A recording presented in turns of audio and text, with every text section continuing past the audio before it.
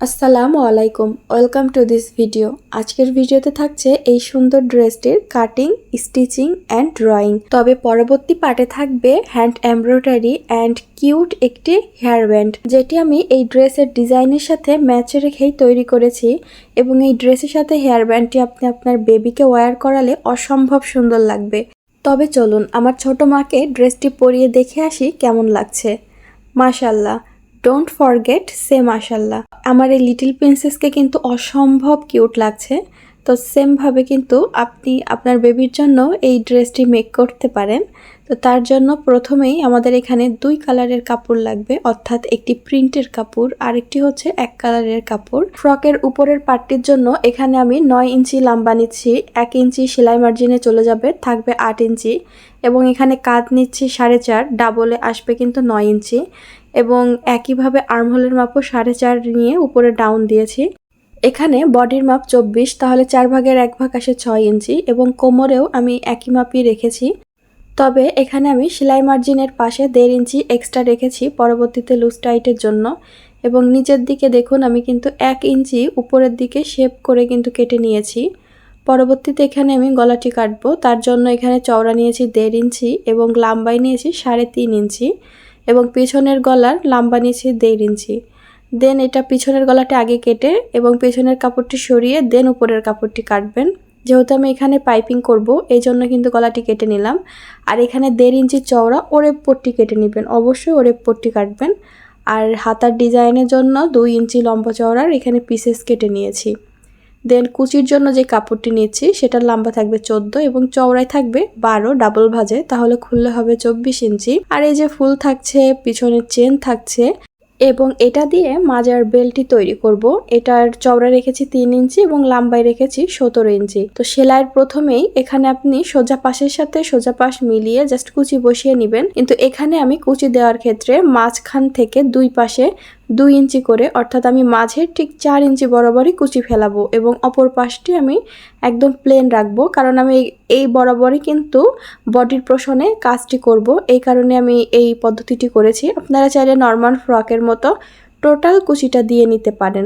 তো এইভাবে করে আগে দাগ দিয়ে নিলে আপনার 2 পাশে কুচির পরিমাণটি কিন্তু একই থাকবে। দেন কাপড়টি অপর পাশে টার্ন করব এবং একদম কুচির উপর দিয়ে কোনা ঘেঁষে একটি চাপ সেলাই দিয়ে নিব। এখানে সামনের পাটের কাজ হয়ে গেলে থাকে পেছন পাশের কাজ একটাই, যে চেন লাগানো। তাছাড়া বাকি সকল কাজই এক।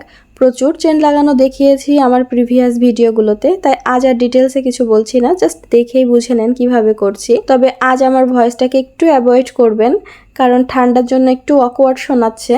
যারা রেগুলার অডিয়েন্স তারা হয়তোবা ভাবছেন যে আপুর কণ্ঠটা যেন কেমন একটা শোনাচ্ছে। তো ঠান্ডা সারার অপেক্ষা করলে দেখা গেল ভিডিও আপলোড করতেই ডিলে হয়ে যাবে। এই জন্য আমি এই ভয়েস নিয়ে চলে আসলাম ভয়েস ওভার দিতে। এই যে কথা বলতে বলতে চেন লাগানো কিন্তু হয়ে গেল। এবং এই জিনিসটা কিন্তু অবশ্যই খেয়াল রাখবেন। দেখুন চেনটা কিন্তু আমি কাটার পরে ভালোভাবে কাপড় দিয়ে মুড়িয়ে সেলাইটা করে নিয়েছি, তাহলে আপনার বেবি যখন ড্রেসটি ওয়্যার করবে তখন তার কখনোই ইরিটেট লাগবে না। তো এটা অনেকেই ভুল করেন, এজন্য বেবির একটু কষ্ট হয়। তো আমি 2 পাশটি জয়েন্টও করে নিয়েছি। এখন জাস্ট পাইপিং বসাবো। কাপড়টি মাঝখানতে ভাঁজ দিয়ে 1 চাপ বরাবর সেলাই করবেন, তবে একদম শেষ প্রান্তে এসে কিছুটা এক্সট্রা রাখবেন।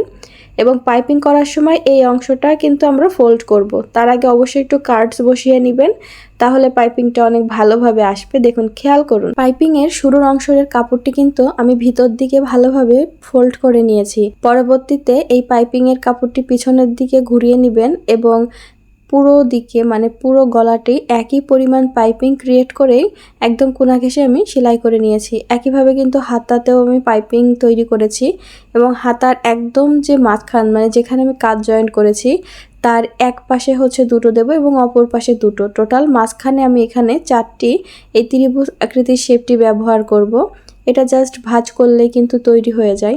পরবর্তীতে এখানে আরেকটি চাপ সেলাই দিয়ে নেব, তাহলে এই জিনিসটি অনেক প্রপারভাবে থাকবে। এখন জাস্ট বেলটি তৈরি করছি। বেলের কোনাটি আমি একটু কোনা টাইপের রাখার জন্য একটা সেলাই দিয়ে দেন উপরের দিকে চিকন করে সেলাই করে এটা আমি টার্ন করে নিব। পরবর্তীতে আপনার বেবির যে মাপ আছে সেই রেকমেন্ডেশন অনুযায়ী আপনি এখানে দাগটি দিয়ে সেলাইটি করে নেবেন এবং এখানে ঘেরটি একটু চওড়া করে সেলাই করবেন। ফ্রকের ঘের চওড়া হলে দেখতে ভালো দেখা যায়। এখানে আমাদের ড্রেসটি কমপ্লিট হয়ে গেল।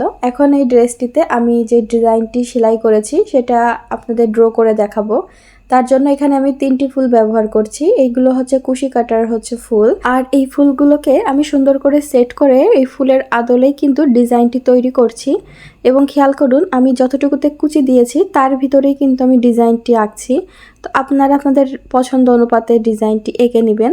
আর যদি আপনারা এই ড্রয়িংটির সেলাইও দেখতে চান তাহলে পরবর্তী ভিডিওর জন্য অপেক্ষা করতে হবে। তার জন্য কি দরকার বলুন তো? সাবস্ক্রাইব করতে হবে। চাইলেই সাবস্ক্রাইব করে নিতে পারেন। আশা করি ডিসঅ্যাপয়েন্টেড হবেন না। আজকে এখানেই বিদায় নিচ্ছি। আল্লাহ হাফেজ।